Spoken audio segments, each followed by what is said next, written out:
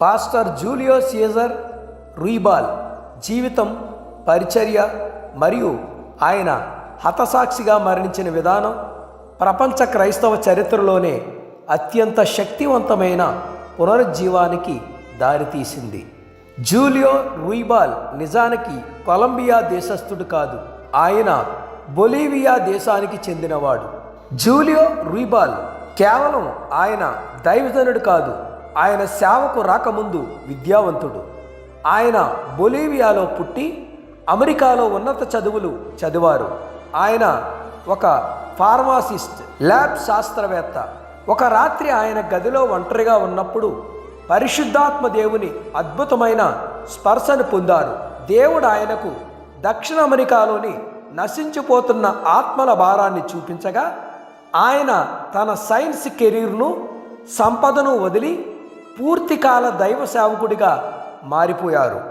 Bolivia, Peru, Colombia తిరుగుతూ వందలాది చర్చిలను స్థాపించారు. ఆయన పరిచర్య ద్వారా వేలాది మంది రౌడీలు, డ్రగ్స్ బానిసలు మారుమనసు పొందటం వల్ల ఆయనకు అపోస్తల్ ఆఫ్ ది ఆండీస్ అనే పేరు వచ్చింది. క్రీస్తు శకం 1990ల ప్రారంభంలో కొలంబియాలోని కాలీ నగరం ప్రపంచంలోనే అత్యంత ప్రమాదకరమైన నగరంగా ఉండేది. అక్కడ చట్టం, పోలీసులు, డ్రగ్స్ మాఫియా చేతుల్లో ఉండేవారు. ఆ నగరంలో ప్రతిరోజు డ్రగ్స్ ముఠాలు, రౌడీయిజం, హత్యలు, బాంబు పేలుళ్ళు సర్వసాధారణంగా ఉండేవి.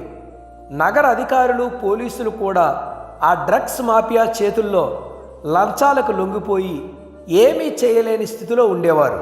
ఆ రోజుల్లో ప్రపంచంలోనే సరఫరా అయ్యే కోకైన్ డ్రగ్స్లో 80% పైగా ఈ కాలీ కార్డెల్ మాఫియాలోనే నియంత్రించేది. వారి వార్షిక ఆదాయం బిలియన్ల డాలర్లలో ఉండేది. ఆ డబ్బుతో వారు నగరంలో జడ్జిలను, పాలకులను, పోలీసులను కొనేశారు. మాఫియాకు ఎదురు తిరిగిన వారిని దారుణంగా నడురోడ్డుపై కాల్చి చంపేసేవారు. ఆ నగరంలో ఒక రకమైన మరణ భయం తాండవించేది.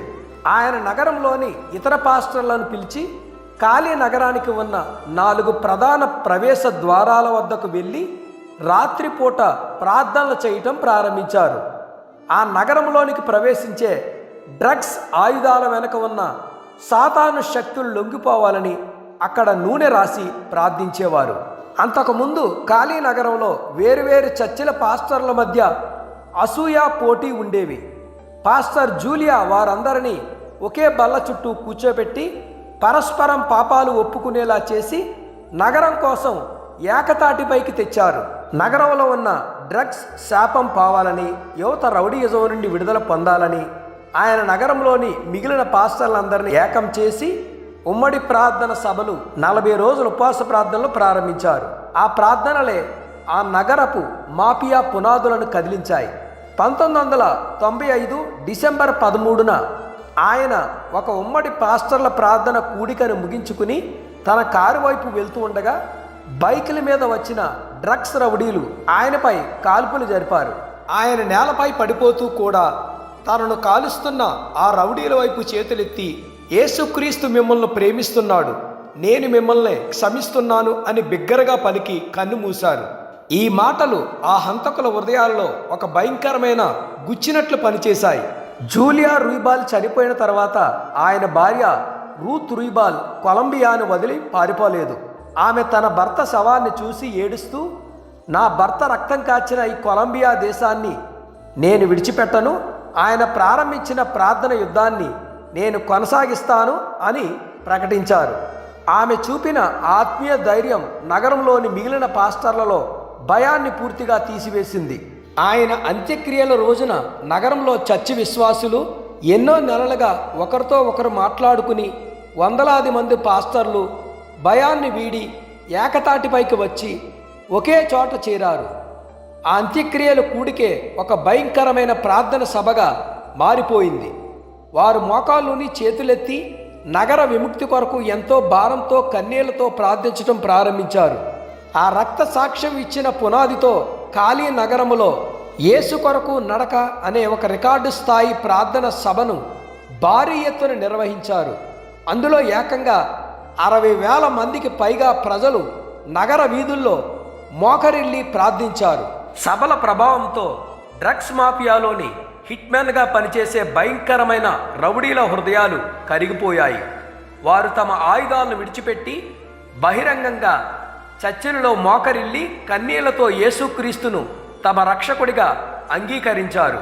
మారు మనసు పొందిన రౌడీలు, డ్రగ్స్ కార్టెల్ సభ్యులు తాము అక్రమంగా సంపాదించిన ఆయుధాలను, డ్రగ్స్ నిల్వలను మరియు వందలాది ఎకరాలలో పండిస్తున్న కోకైన్, గంజాయి పంటలను స్వయంగా దహనం చేసి నాశనం చేసేశారు. డ్రగ్స్ పండించే ఆ భూములు అక్రమ అడ్డాలు ప్రార్థన మందిరాలుగా మారిపోయాయి. ఆశ్చర్యకరంగా ఆ ప్రార్థన సభలు జరిగిన కొన్ని నెలల వ్యవధిలోనే కొలంబియా సైన్యం దాడి చేసి కాలీ నగరంలో టాప్ 7 డ్రగ్స్ మాఫియా లార్డ్లను ఒకేసారి బంధించింది, వారిని అంతం చేసింది. దాంతో ఆ భయంకరమైన డ్రగ్స్ సామ్రాజ్యం పూర్తిగా కూలిపోయింది. పాస్టర్ జూలియో రూయిబాల్ రక్తం వృధా కాలేదు. ఆయన మరణం కాలీ నగరంలోని ప్రపంచంలోని అత్యంత ప్రసిద్ధమైన ఆధ్యాత్మిక పునర్జీవానికి కారణమైంది. పాస్టర్ జూలియో సీజర్ రూయిబాల్ మరణించినప్పటికీ ఆయన భార్య రూత్ రూయిబాల్ నేటికి కొలంబియాలోనే ఉంటూ ఆ పరిచర్యను కొనసాగిస్తున్నారు. ఆమె నేతృత్వంలో కాలీ నగరంలో చర్చిలు ప్రతి సంవత్సరం లక్షలాది మందితో జాతీయ ప్రార్థన కూడికలను నిర్వహిస్తాయి. ఒక దైవజనుడు దేవుని వాక్యం కోసం తన ప్రాణాన్ని విత్తనంగా ఇస్తే ఆ విత్తనం నుండి ఒక దేశాన్నే మార్చేసే గొప్ప ఆత్మీయ పంట ఎలా వస్తుందో చెప్పటానికి పాస్టర్ జూలియో రూయిబాల్ జీవిత చరిత్ర అత్యున్నత ఉదాహరణ. ఈ అసాధారణ మార్పుపై ది సెంటినల్ గ్రూప్ వారు ప్రపంచవ్యాప్తంగా ప్రసిద్ధి చెందిన ట్రాన్స్ఫర్మేషన్స్ అనే డాక్యుమెంటరీ చిత్రాన్ని నిర్మించారు. ఈ వీడియో మీకు నచ్చితే లైక్ చేయండి, సబ్స్క్రైబ్ చేయండి, మరికొంతమందికి ఫార్వర్డ్ చేయండి. Thank you. God bless you all.